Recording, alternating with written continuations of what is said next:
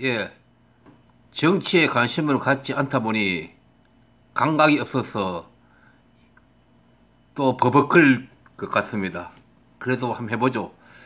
이게 뭔지 해서 보이길래 뭔지 해서 봤습니다.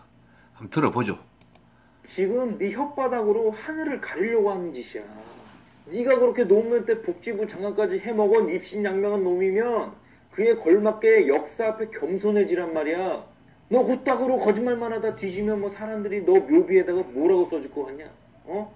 이 새끼 뭐 평생 거짓말만 하다 뒤진 새끼라고 써주지 않을 것 같아? 너 노무현 존경하지? 야, 나도 인간적으로 노무현을 좋아해. 왜? 사람이 잘못 배워서 그렇지 그래도 양심은 있고 수치심은 있었던 사람 아니야.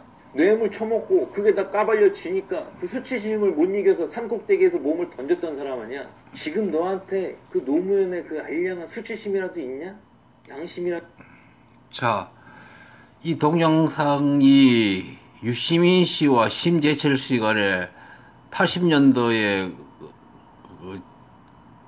진술과 관련해서 서로 깔린 주장과 관련해서 이제 유시민을 비판하기 위해서 이제 찍은 동영상인데, 뭐 내용을 보면 거기에 진술서에 유시민은 글씨체가 변화가 없는데 심재철은 글씨체가 고문을 받아서 나중에 보면 글씨체가 흐려졌다 이렇게 얘기를 하면서 유시민이 그 동료들을 알려줘가지고 무슨 그 당시에 그거 같은 심재철도 당했다 뭐 이런 얘기들 죽죽 하는데 그건 그렇고요. 지금 노무현 대통령에 대해서 못 배워가지고 무슨 그런데 어떤 뇌물을 받아 먹고 뭐 수치심 때문에 이렇게 자살했다 뭐 이런 말들도 지금 방금 했는데, 노무현 대통령의 죽음에 대해서는 이런 팽맹과 같은 이런 가벼운 친구들이 그 의미를 알 수가 없죠. 노무현 대통령 죽음은 그게 간단치 않습니다. 그거 제가 다른 동영상에서 어떤 철학적 죽음이라고 이렇게 이해를 해야 된다 이렇게 얘기했습니다. 자기가 어떤 집권 철학을 하려고 했지만 현실 정치에서는 대통령이 되었지만 마땅치 않았고, 퇴임 후에 그러더라도 여러 가지 그분은 어떤 좀 먼 미래의 구상을 많이 했던 분이고, 그래서 퇴임 후에 소위 말하는 그분이 그 얘기했던 유명한 깨어있는 시민의 뭐 조직된 힘 뭐 이런 기본 모토를 가지고 있는 분인데, 어쨌든 그런 어떤 퇴임 후에라도 자기가 염원했던 것들을 별로 이루지 못했던 그 집권 시절의 그런 어떤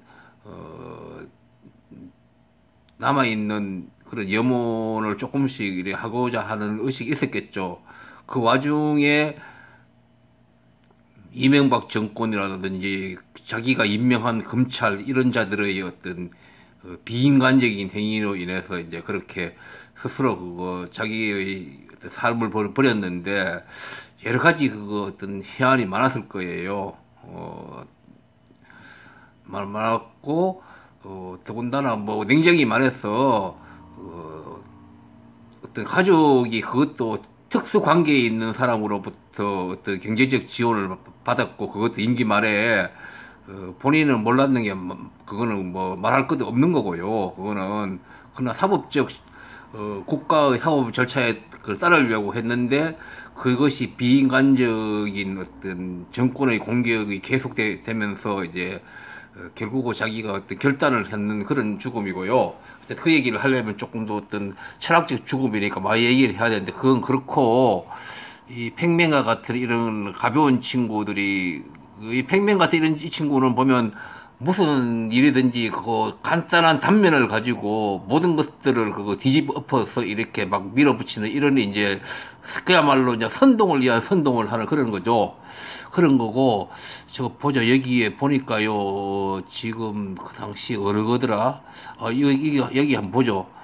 보면,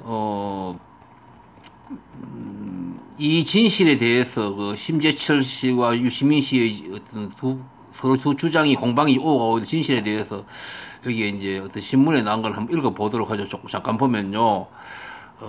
뭐라고 얘기했느냐 하면,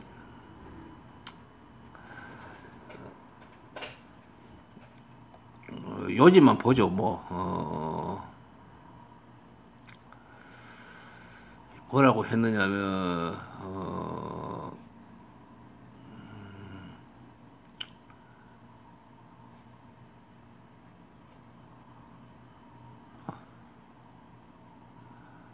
심의원은, 그리고 심재철은 동지들을 지켰다는 유시민의 39년 전 이야기를 반박을 했는데, 유시민의 진술서가 근거가 돼가 동지들이 지명섭외 되었다고 주장을 했다.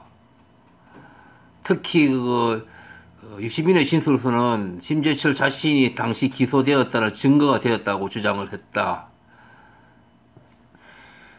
그리고 그것을 계속 이제 보도 자료를 내고 그렇게 했다 이런 얘기고, 또 유시민의 당시 신체가 붙잡힌 상황이 신군부에 상시에 좌표를 줄 만큼 절박했는지, 과연 그리고 유시민 씨가 그걸 못 견딜 만큼 고문에 의한 절박했는지 궁금하다, 뭐 이런 주장을 하고, 80년 동료들에게는 겨누어진 칼이 된 진술서에 대해 유시민은 뭐 수사국장도 감동시킨 문장력을 발견하기 계기가 되었다고 무슨 그렇게 이제 비판을 하고 있다 이런 얘기고, 또 유시민 진술서에 언급된 77명 중 미체포자 18명이 6월 17일 지명섭외되었고, 이 중 체포된 복학생 중 일부는 이해찬에 대한 공소사실의 중요한 증거가 되었다. 심재철이 이런 주장을 지금 했다. 그런 얘기고, 검찰과 경찰에게 상시의 지도나 다름없는 유시민의 진술서는 심재철을 기소할 때도 공소사실을 입증하는 핵심 증거물로 사용되었다. 이런 주장을 하고 있고요. 그러면서 무슨 유시민 진술서의 원본을 무슨 파일을 무슨 공개했고, 유시민의 진술서는 전지적 관점에서 관찰자적 시각에서 학우들의 행적을 상시에 기록하고 있었다. 그의 진술서에 내 이름은 모두 78번이나 78번이나 언급되었다. 유시민의 진술서를 통해 드러난 학생 지도부뿐만 아니라 복학생 9명의 행적이 상세히 기술되었다. 그런데도 유시민은 거듭된 거짓 해명을 하고 있다. 뭐 이런 주장을 하고 있고, 거기에 대해서 유시민은 이제 이렇게 얘기를 합니다. 그러니까,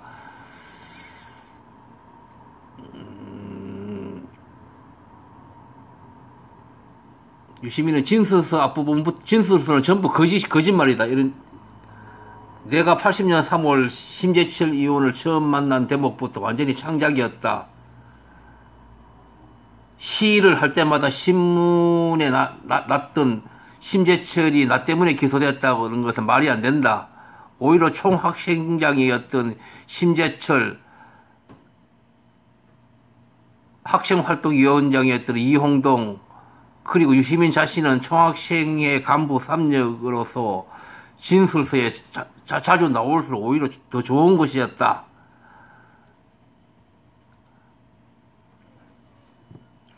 김대중 전 대통령이 대학생을 사주해서 시위를 일으키고 그 혼란을 틈타 정권을 잡으려 했다는 게 당시 조작의 방향이었고, 학생들이 아무런 배우가 없이 대규모 시위를 할 수 있었던 것을 납득시키려고 예를 썼다. 그런 얘기를 하고 있고, 그거에 대해서 이제 당시 그 상황을 아는 몇몇 전직 의원이라든지 몇몇 사람은 유시민이 말이 옳지 심재철의 말은 틀렸다 이런 이제 반박을 하고 있습니다. 하고 있고, 어쨌든 뭐 심재철이 그 당시에 잠깐 보자. 여기 뭐 댓글을 보니까 한 게 약간 도움이 되는 게 나오던데, 그 서울역 해군 뭐 그 얘기도 나오고, 저는 이런 자세한 내용을 잘 모르기 때문에 들은 바는 있지만도, 여기에 보면 뭐 어느 댓글이 심재철이 아니었으면 5.18 광주 비극을 없었을 것이고, 박정훈이 고 박정출 열사의 집에 숨어 들어가지 않았더라면 박정철 꼴로 고문사하지 않았을 것이다.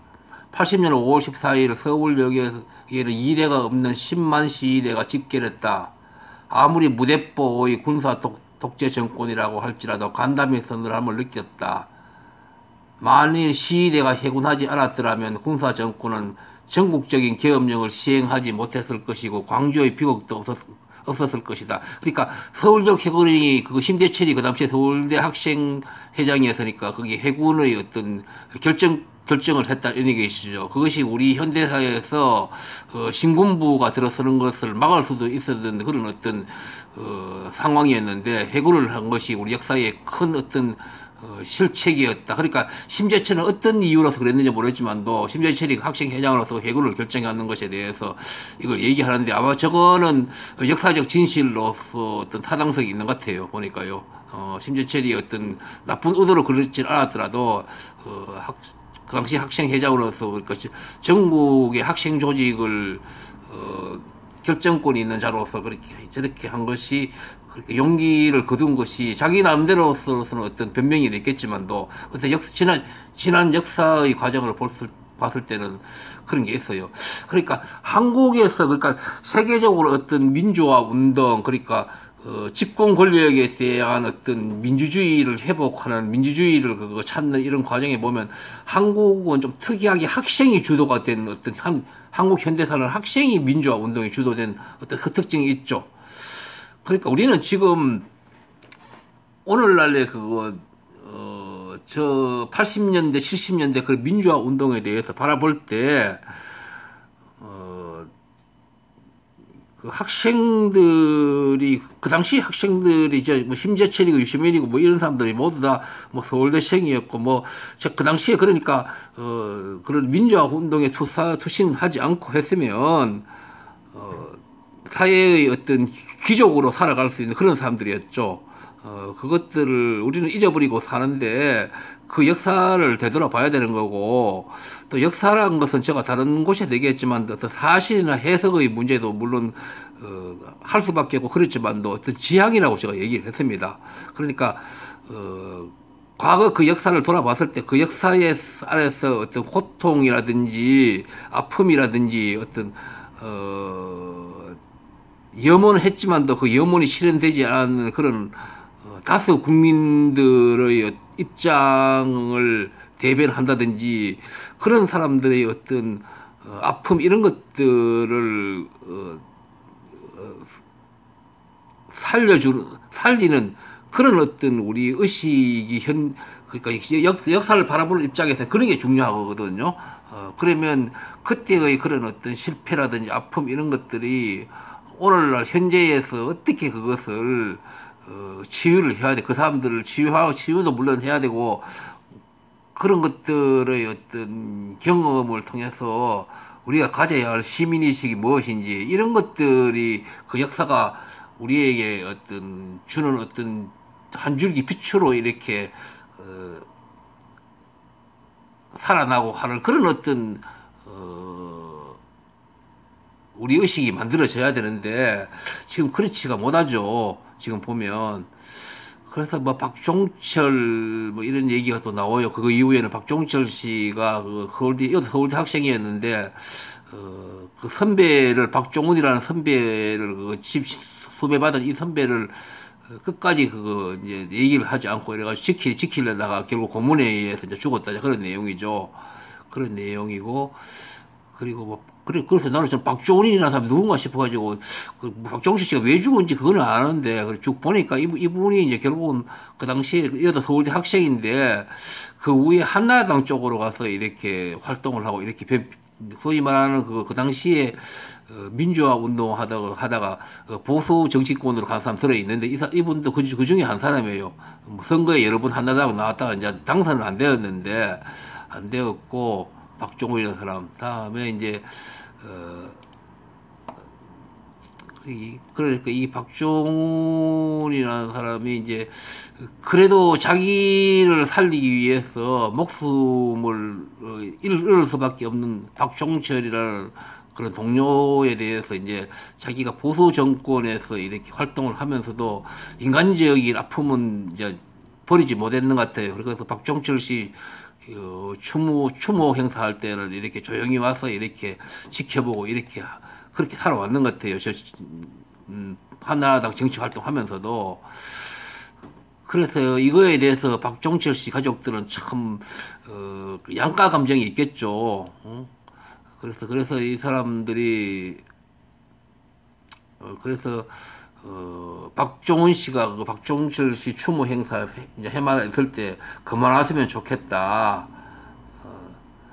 본인이 정치적으로 다른 길을 갈 수는 있다. 그런데 종철의 말을 곡해해서는 안 된다. 그러니까 불편하다 이런 얘기죠.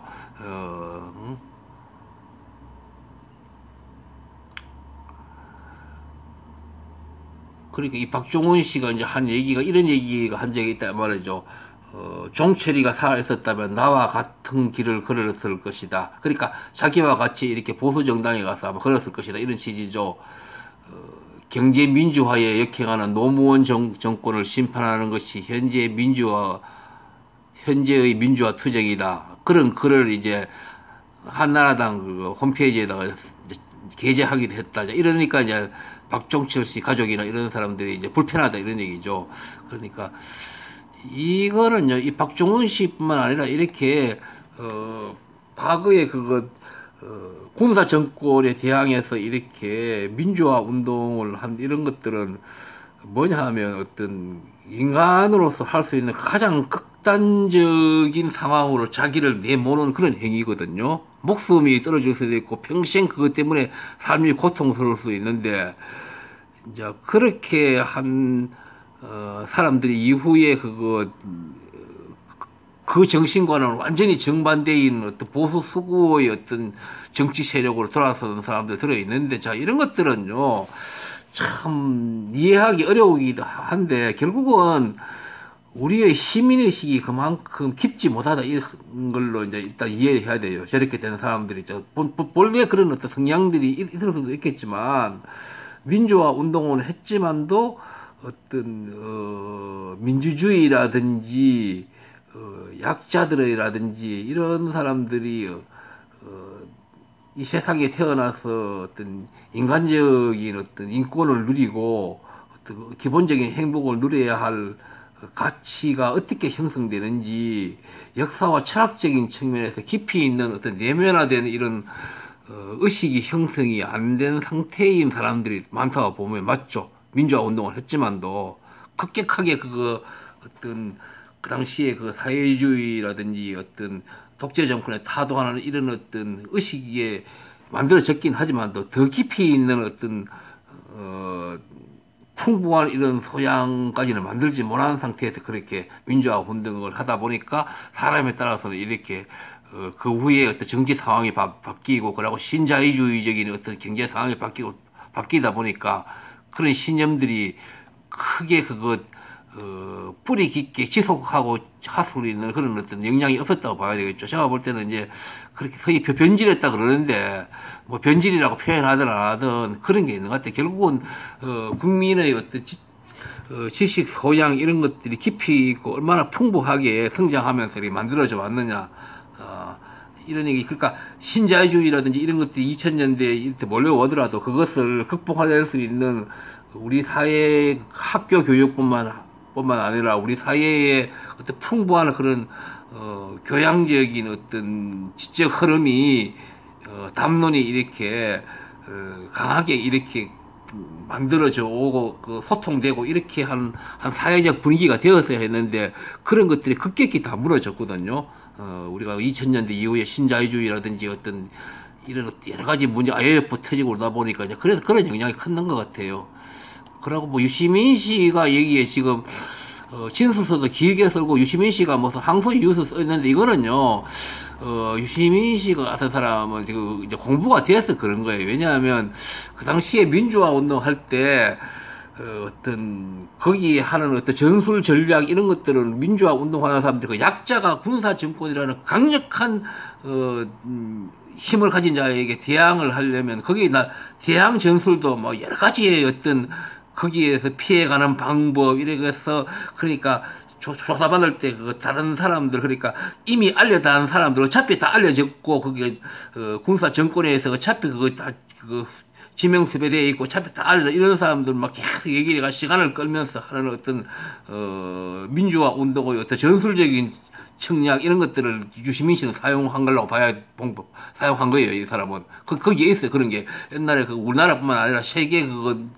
남미에도 그렇고 그 민주화 운동하는 사람들이 거기에 그 강력한 어떤 집권 세력 군사 정권 이거에 대항해가지고 민주화 운동하면서 잡혀서 구속되고 이랬을 때 신문 받을 때 거기에 재판 받을 때 거기에 어떤 전략 전술로서 그것을 슬기롭게 그렇게 가능한 그것 유효하게 하는 이런 것들이 이제 그게 있어요. 뭐 책까지 나온 걸로 저는 아는데 이제 유시민 씨는 그런 것을 사용한 거예요. 심재철 씨는 그렇게 멍청하게 사용 못 한 거고.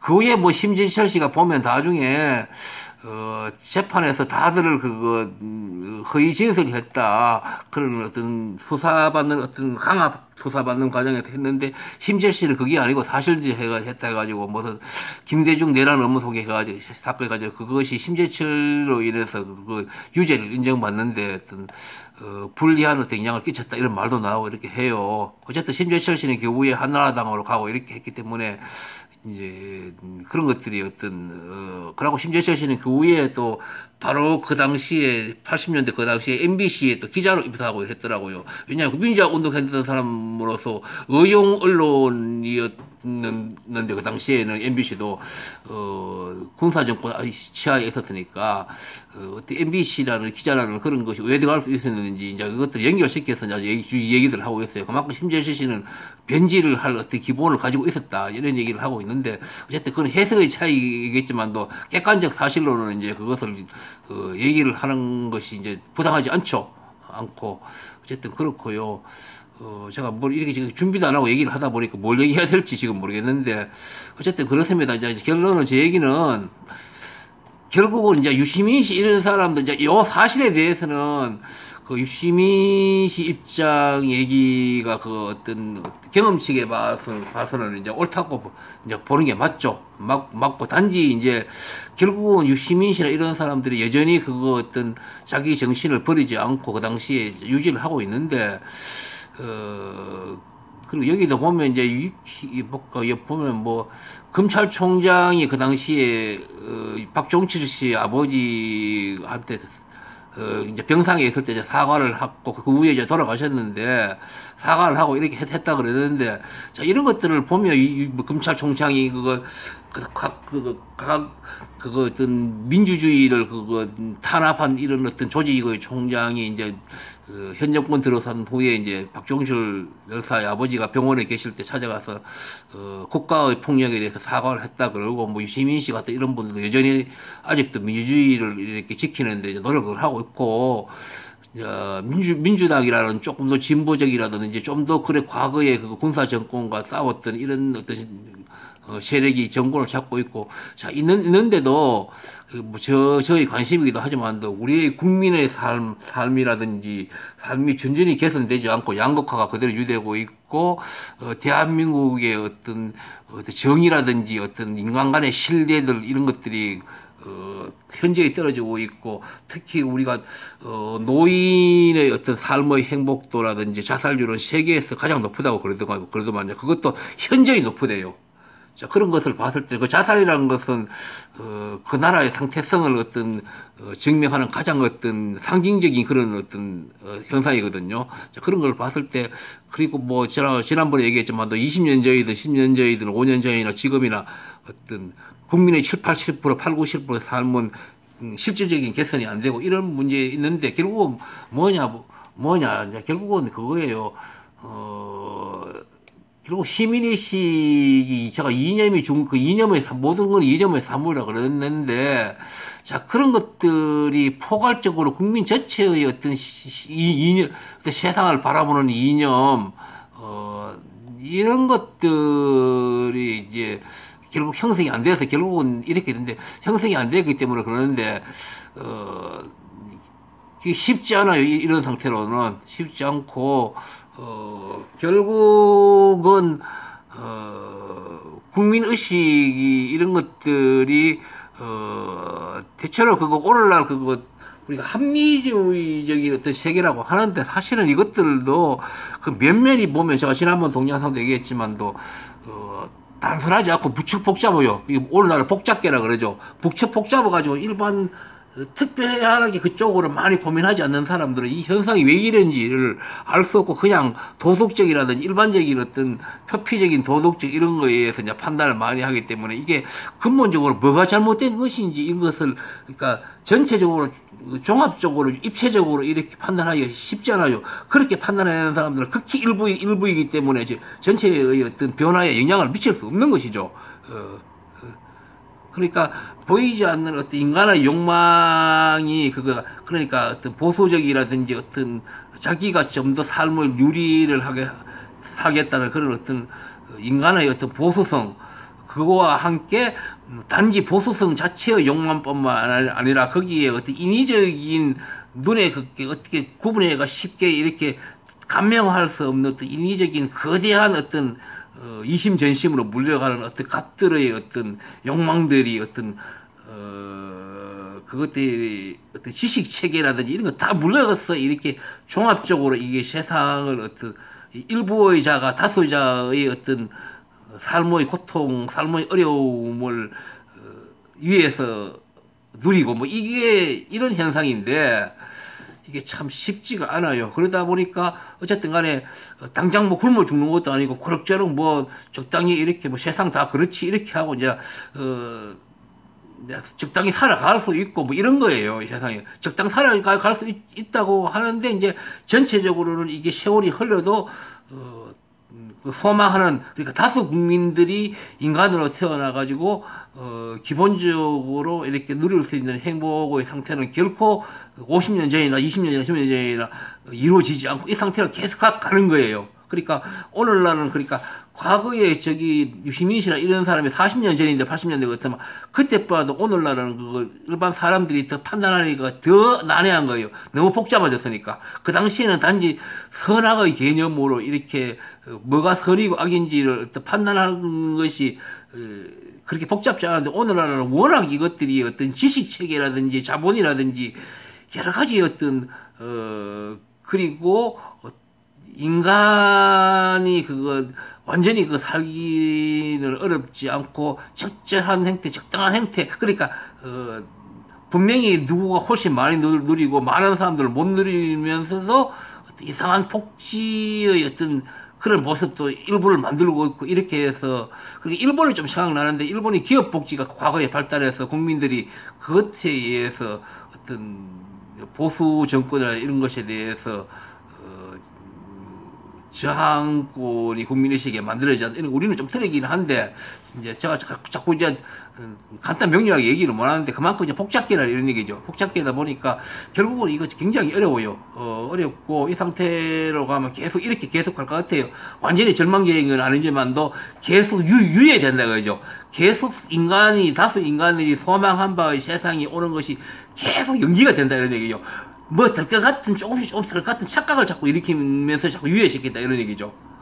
오늘 이 시대의 특징이에요. 뭐 그래도 뭔가 좀 될 것 같이 이렇게 보이면서 그게 사실은 착각인데 될 것 같이 보이면서 계속 유예를 시키는 게 오늘날 특징이다 이런 얘기죠. 그러니까 진영 논리에 계속 빠지면서 거기서 어떤 뭐가 될 것 같이 자꾸 빠지고 이런 거예요. 최근에 제가 얘기 없던데 무슨 대선 지지도하고 뭐 나오는 거 보는데 거기서 보니까 현명하게 그런 게 보이더라고요. 그야말로 물론 어떤 특정 개인이 제가 주장했듯이 모두 영웅화 돼가지고 세상이 확 바뀌고 이런 시대는 아니에요.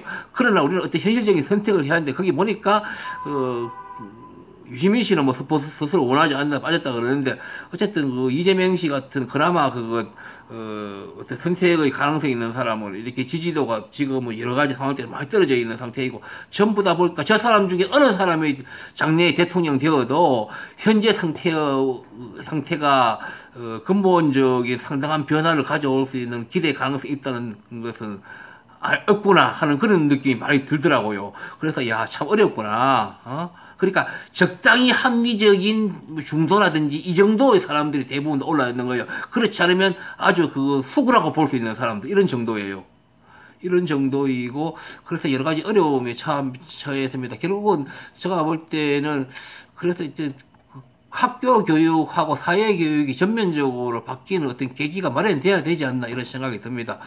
저 오늘 이번에는 뭐 원고는 물론이지만 메모조차도 안 하고 하다 보니까 뭐 두서없이 얘기했습니다. 얘기했고, 제가 이게 뭐, 원고를 만들어가지고 뭐 이렇게 해가지고 할 그런 뜻이 없었기 때문에 있는데 어쨌든, 평면 같은 이런 식으로는 계속 이렇게 할 것이 같고요. 그러니까 뭐, 거짓말이다 이런 말 하기도 그 가치도 없어요. 그냥 선동이고, 그냥 선동인데 여전히 이 선동에 대해서 막 박수치고 이런 사람 보네요. 그러니까 이 박수치고 이것도 이상하지 않아요. 제가 볼 때는. 왜냐면 우리 국민들 중에, 기본적으로 그 사람이 보수 쪽에 있는 사람이, 왜냐면 보수 쪽이 뜨들더라도 기본 사실에 대해서는 어떤 그것이 어떤 가치인지를 얘기를 할 수 있는 거거든요. 있는데 그거조차도 안 지키고 이제 떠드는 친구들이거든요. 평면 이런 친구들은요. 그러니까 그런 부분까지도 체크해내지 못할 정도로 아직까지 우리 국민들의 다수가 이제 그런 상태라는 얘기예요. 국민들의 어떤 의식 수준의 상태, 의식의 질이나 방향의 상태가 다 반영하는 거예요. 반영하는 거거든. 그런데 이제 이런 사람이 이런 짓을 안 하면 그게 좀 개선되는데, 이런 사람들이 많이들 이렇게 하니까 또 현실적으로 악화가 양화를 구축한다 말이라고 하듯이 그게 인류 역사가 그런 게 많거든요. 현재도 악화가 양화를 구축하는 같은 상황으로 조금씩 점진적으로 이렇게 늘어나고 있어요. 이 정권이 지금 이제 어느 정도 기간이 지나고 이렇게 하다 보니까 이렇게, 왜냐면 기간이 지나면 그거 우리가 가지고 있는 국민 전체의 어떤 의식 토대라는 것이 다시 살아나게 되어 있거든요.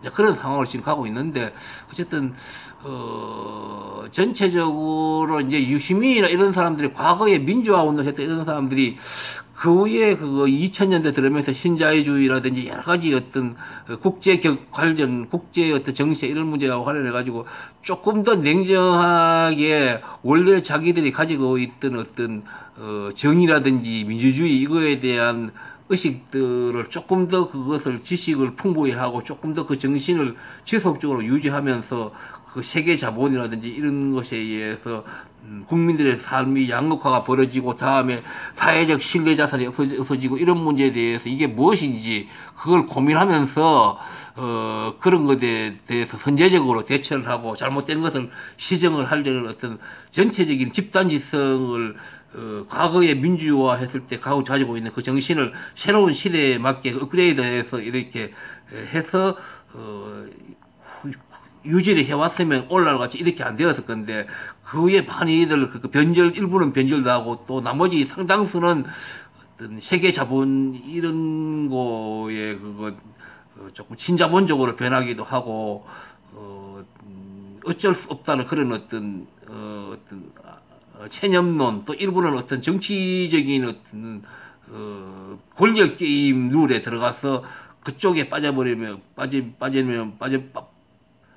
빠진 후에는 그보다도 더 큰 어떤 인류의 어떤 대한민국의 미래의 진실인 그런 쪽으로 충분히 어떤 정신을 계속 유지하지 못하고 이런 것들이 지금 다 결부되어 있는 것 같아요. 지금 집권 세력인 민주당의 어떤 있는 정치인이라든지 민주당을 지지하는 어떤 큰 마이크라든지 민주당 지지자들로서 식자층이라든지 이런 모든 사람들이 상당 부분 지금 그렇게 되고 있는 것 같아요. 그렇게 되어버리는 것 같아요. 그거에 대해서 일부 반성은 없지는 않는데 그건 일부의 목소리니까 별로 영향력이 없고, 또 일부의 목소리면서도 그 사람들도 민주당이라는 그러니까 현실적인 이익이 떨어지는 그 조직 내에 있으면서 뭘 하려고 하니까 그것도 한계가 있고 그렇습니다. 그래서 지금 제가 다시 이렇게 이번에 또 한번 해봤는데 여전히 그거 어렵습니다. 어려운데 어쨌든 간에 전체적으로 그러니까 근본적으로 현재의 어떤 적당히 굴러가는 어떤 중도적 성향이라든지 적당히 굴러가는 이렇게 전체적인 모양새 틀 이것들에 대해서 근본적인 어떤 질문을 하는 어떤 그런 어떤 사회적인 계기가 이렇게 만들어지는 게 중요할 것 같은데 지금 참 모호합니다. 일단은 이 정도로 하겠습니다. 지금 오늘 워낙 이번에는 제가 준비도 없이 이렇게 하다 보니까 뭐 두서없이 얘기를 했습니다. 뭐 제 얘기 알아들을 분을 알아듣고 못 알아듣고 어쨌든 간에 팽맨 이런 사람들은 인간의 역사에 대해서 인간의 삶이 뭔지 결국 한 국가가 존재한다는 것은 국가 전체의 그 속에 있는 국민들의 삶의 행복이 궁극적인 목적인데 그 궁극적인 목적에 대한 고민은 이 팽맨 이런 사람들은 이제 없다고 봐야죠. 없기 때문에 저렇게 하는 것이죠. 있으면 저렇게 안 하거든. 사람은요. 인식의 동물이라고. 그거에 대한 깊이 있는 고민을 안 하다 보니까 저렇게 떠드는 것 같아요. 물론 자기의 어떤 개인적인 어떤 다른 정치적인 어떤 욕구가 있는지 그것까지는 모르겠지만도 그런 어떤 인간의 근본적인 인간의 세상에 태어나서 행복을 추구하는 게 가장 근본적인 목적이고 그 행복은 결국 공존을 통해서 이루어져야지 그것이 지속 가능한 것이고 그것이 결국은 근본적인 평화를 만든다는 이런 어떤 깊이 있는 이런 고민을 안 하다 보니까 저렇게 현황적으로 일어나는 이런 일들에 대해서 자기 욕구만 자꾸 얘기를 하고 저렇게 하는 걸로 보여요. 일단 여기를 끝내겠습니다. 예. 오늘 너무 두서없이 얘기해서 미안합니다. 예.